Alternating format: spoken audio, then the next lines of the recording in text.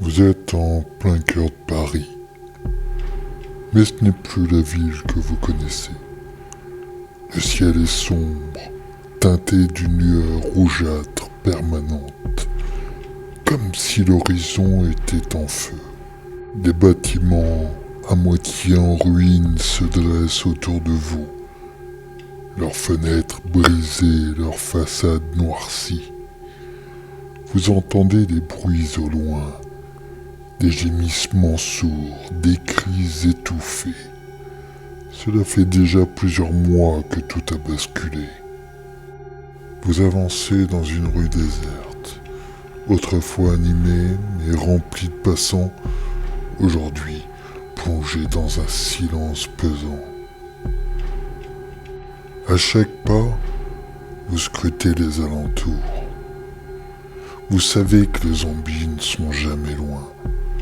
Ces créatures, autrefois humaines, se déplacent lentement, mais en masse. Et leur simple morsure suffit à transformer quiconque en l'un des leurs. Vous avez vu des amis tomber, leurs regards se vider avant de se retourner contre vous. Vous portez un sac à dos rempli de quelques provisions, de l'eau, des barres énergétiques, un couteau de survie. Vous savez que ces ressources ne dureront pas éternellement et que sortir dans la rue est de plus en plus risqué. Mais aujourd'hui, vous n'avez pas le choix. La cachette où vous avez trouvé refuge avec un petit groupe de survivants est en train de manquer de nourriture. Vous avez été désigné pour partir à la recherche de vivres. En vous approchant de la place de la République, vous repérez une épicerie délabrée. La porte est entr'ouverte, des étagères renversées et le sol est jonché de débris. Vous avancez prudemment, serrant le manche de votre couteau. Le silence est presque plus inquiétant que les gémissements habituels des zombies. Vous entrez et fouillez rapidement les rayons. Vous trouvez quelques boîtes de conserve encore intactes, une bouteille d'eau poussiéreuse, pas grand-chose, mais c'est déjà ça. Alors que vous vous apprêtez à sortir, un bruit sourd se fait entendre derrière vous. Vous vous retournez brusquement. Une silhouette se tient dans l'ombre, titubante. Un zombie. Son visage est méconnaissable, déformé par la décomposition. Ses yeux vitreux sont rivés sur vous. Vous sentez votre cœur s'emballer. Vous savez que fuir est peut-être votre seule option, mais les rues ne sont plus sûres. Vous décidez de vous cacher derrière une étagère renversée, espérant que la créature ne vous a pas encore repéré. Mais à mesure que les secondes passent, le grognement du zombie devient plus fort. Il vous a senti. Il s'approche lentement, mais sûrement. Dans un élan de panique, vous bondissez hors de votre cachette armé de votre couteau. Vous savez que vous n'avez qu'une chance. Vous visez la tête comme on vous l'a appris. La lame s'enfonce dans son crâne avec un bruit écœurant. Et le zombie s'effondre dans un bruit sourd. Vous essuyez rapidement le couteau sur vos vêtements, le souffle court.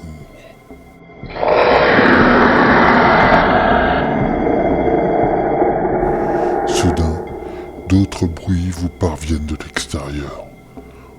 Vous regardez par la vitrine brisée de l'épicerie et vous voyez plusieurs silhouettes se diriger vers vous. Une horde. Vous devez agir vite. Vous ramassez des provisions et sortez par une porte arrière, espérant semer des créatures. Les rues sont un véritable labyrinthe. Vous passez devant les voitures abandonnées, des vitrines brisées et même des corps inertes, victimes des premiers jours de l'épidémie. Chaque ombre, chaque bruit vous met sur le qui-vive. Vous savez que si vous tombez, personne ne viendra à votre secours.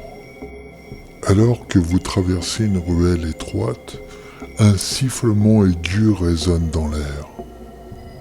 Vous vous arrêtez net. C'est un signal. Quelqu'un d'autre est là. Vous regardez autour de vous et apercevez une silhouette humaine sur un toit. Une jeune femme, armée d'une arbalète. Elle vous fait signe de la suivre. Vous hésitez une seconde, mais le grondement de la horde qui s'approche vous convainc de ne pas rester ici plus longtemps. Vous grimpez à une échelle rouillée qui vous mène sur les toits. « Tu viens d'où ?» demande-t-elle en vous tendant la main pour vous aider à monter. « Un groupe de survivants, on se cache près du canal Saint-Martin. » répondez-vous en reprenant votre souffle. Vous la suivez en sautant d'un toit à l'autre, profitant de cette hauteur pour éviter les zombies qui grouillent dans les rues en contrebas. Clara semble connaître le chemin. Vous finissez par atteindre un petit immeuble qui semble plus solide que les autres. Elle ouvre une trappe et vous descendez avec elle dans ce qui semble être un abri aménagé. À l'intérieur, une petite communauté de survivants est rassemblée.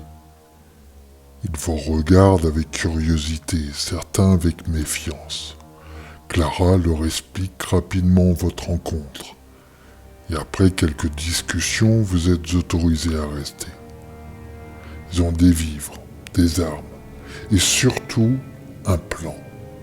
Ils veulent quitter Paris. D'après des rumeurs, un refuge sécurisé se trouverait dans le sud de la France, loin des grandes villes infestées. Mais partir est risqué. Les routes sont dangereuses, infestées de zombies, d'autres survivants prêts à tout pour s'emparer des dernières ressources. Vous réfléchissez. Retournez auprès de votre groupe au canal Saint-Martin ou rejoindre ces survivants dans leur tentative de fuite. Les deux options sont périlleuses. Vous n'avez pas le temps de tergiverser.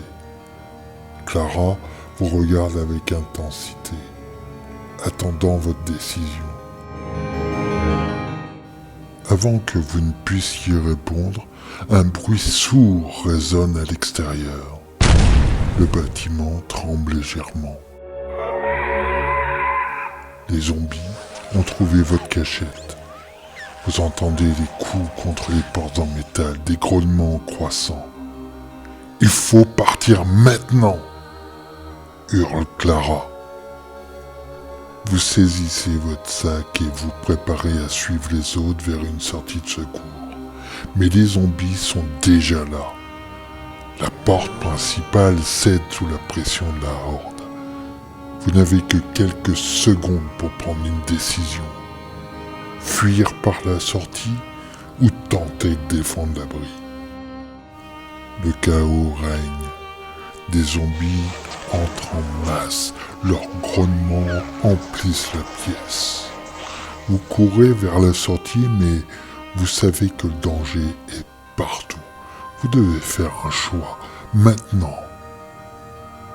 Vous avez peut-être survécu jusqu'ici, mais rien ne garantit que vous verrez un autre lever du soleil. Et c'est à vous de décider. Vous courez vers la sortie, mais tout autour de vous, le chaos se déchaîne. Les zombies se ruent dans la pièce, leurs grognements monstrueux couvrant les cris des survivants. Clara tire avec précision, abattant plusieurs créatures avec son arbalète, mais pour chaque zombie qui tombe, deux autres semblent prendre sa place. « Par ici !» crie-t-elle en vous désignant une petite porte à l'arrière de la pièce. Vous n'hésitez pas. Vous vous précipitez, zigzagant entre les corps affalés, le cœur battant à tout rompre. Derrière vous, les grognements deviennent de plus en plus proches. Clara vous rejoint la porte déjà dégagée. Vous la refermez aussi vite que possible derrière vous, espérant que les zombies ne trouveront pas ce passage avant que vous ayez une chance de vous échapper. Mais ce n'est qu'une question de temps. Vous devez bouger. Vous descendez rapidement un long escalier qui vous mène dans les sous-sols de l'immeuble. L'air y est lourd et humide, mais pour le moment, c'est calme. Un instant de répit. Vous prenez une grande respiration tandis que Clara éclaire les alentours avec une lampe de poche qu'elle a sortie de son sac. Elle vous jette un regard, un mélange de fatigue et de détermination dans les yeux. Il y a une sortie de secours qui mène aux égouts. On peut s'en servir pour faire la ville, dit-elle sa voix plus calme maintenant que vous êtes éloigné de la horde. Je connais un passage. Si on a de la chance, ils ne nous suivront pas là-dedans. Vous hochez la tête, essuyant la sueur de votre front. C'est notre meilleure chance, allons-y. Les égouts de Paris sont un labyrinthe en soi, mais c'est bien plus sûr que les rues infestées de zombies. Vous avancez dans un couloir sombre, le bruit de vos pas résonnant contre les murs humides. Vous ne croisez personne d'autre, ni vivant ni mort. Le calme, bien que sinistre, est un soulagement. Clara reste en tête, toujours en alerte. Après ce qui vous semble être des heures, vous atteignez enfin une échelle qui mène à une trappe. Elle la pousse doucement, laissant entrer un filet de lumière. Vous grimpez à sa suite, émergeant à l'extérieur, loin du centre de Paris. Le paysage qui s'offre à vous est à la fois familier et méconnaissable. Vous vous trouvez à la périphérie de la ville, dans un quartier industriel abandonné. Les rues sont désertes, les bâtiments vides, mais ici, il n'y a pas de zombies en vue. Pour la première fois depuis des jours, vous vous sentez en sécurité. Clara s'assoit sur le bord du trottoir, épuisée, et vous la rejoignez. Le silence est total.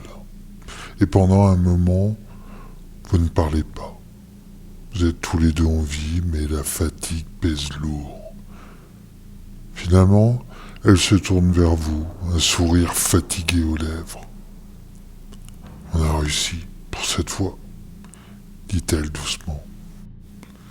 Vous acquiescez, sachant que même si vous êtes en sécurité pour l'instant, il y aura d'autres dangers.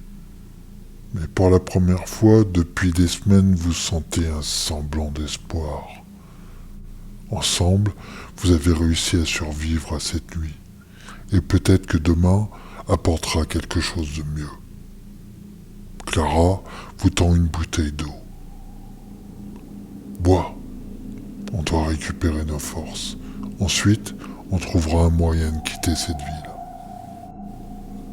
Vous prenez la bouteille et buvez une longue gorgée. L'eau est tiède, mais elle a un goût de victoire. Vous avez survécu à l'enfer de Paris. Ensemble, vous et Clara avez réussi à échapper à la horde. Et même si l'avenir reste incertain, vous savez que tant que vous resterez unis, vous aurez une chance. La nuit tombe, mais cette fois, elle ne vous effraie plus autant. Vous regardez l'horizon, prêt à affronter ce qui viendra, déterminé à trouver un refuge et à bâtir un avenir dans ce monde en ruine. Voilà, cette histoire est maintenant terminée. Si vous l'avez appréciée, abonnez-vous, c'est important. mettez un pouce, partagez. Je vous dis à bientôt sur la chaîne. Bye bye.